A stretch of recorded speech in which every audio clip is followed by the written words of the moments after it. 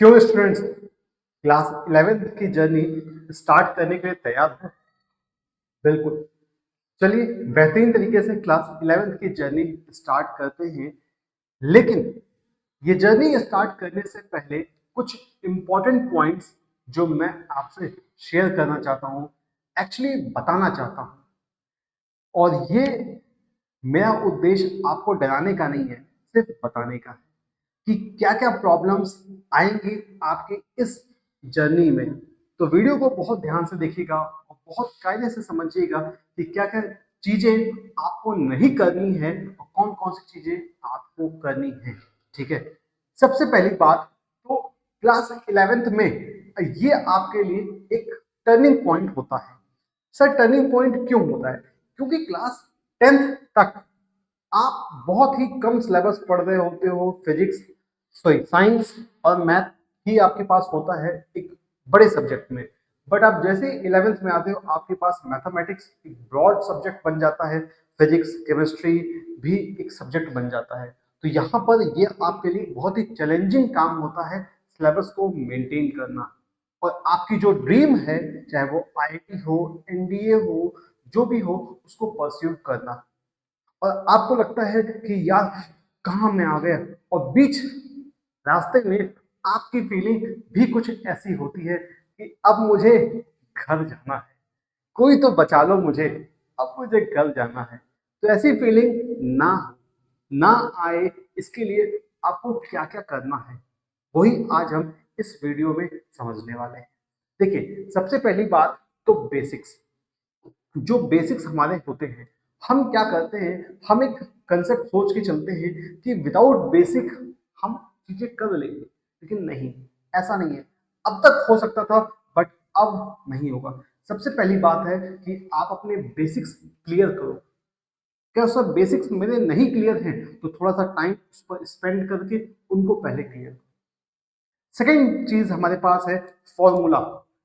10th तक हम क्या करते थे, फॉर्मूले को रटते थे बिना किसी प्रूफ के कि भैया ए प्लस बी का होल स्क्वायर है, याद कर लो। ठीक है, साइन का कोई फॉर्मूला है, याद कर लो, याद कर लो। कॉस का कोई फॉर्मूला है, याद कर लो।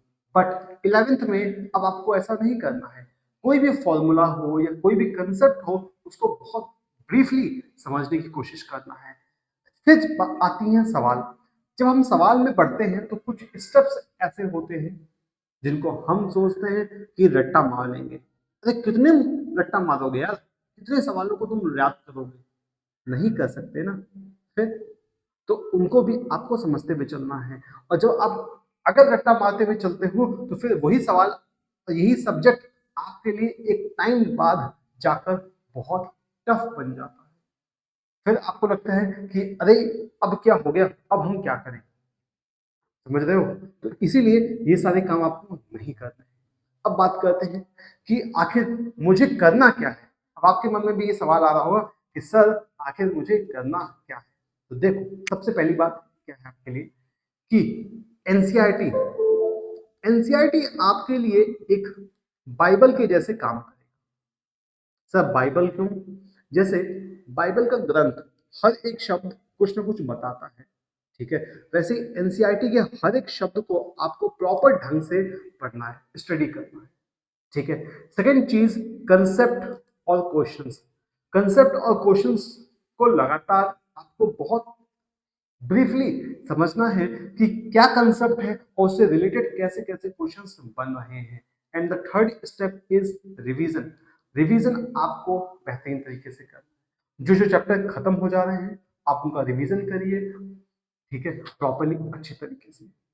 नाउ सिर्फ इतना ही नहीं, ये सब जब आप कर लोगे, ये सब आप जब अच्छे से कर लोगे, तब आपको भी टाइम पे लगेगा क्या कि कभी कभी लगता है अपुनिच भगवान है।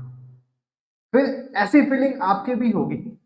ठीक है, तो ये फीलिंग लाने के लिए ये काम तो आपको करना ही पड़ेगा। लेकिन सिर्फ ये फीलिंग नहीं, देखिए मैं जो बताना चाहता हूँ आपको इस वीडियो के माध्यम से, या जिस तरीके से मैं पढ़ाता हूँ, उसका मेन मोटिव क्या होता है, आपकी थिंकिंग प्रोसेस को डेवलप करना। ठीक है, वो कैसे डेवलप होगा, ये बहुत इंपॉर्टेंट सवाल है। उसके लिए आपको क्या करना पड़ेगा? उसके लिए आपको ये 4 काम करने हैं बहुत बेहतरीन तरीके से। पहला क्या है? एनालिसिस। किसी भी क्वेश्चंस को देखकर, किसी भी कंसेप्ट को देखकर उसको बेहतरीन तरीके से आप एनालाइज करो कि वो क्या हो, उस पे सोचो। थिंकिंग प्रोसेस थोड़ा-सा 5 मिनट या जितना भी टाइम आप उस पे स्पेंड कर सकते हो, स्पेंड करो, जितना ज़्यादा हो।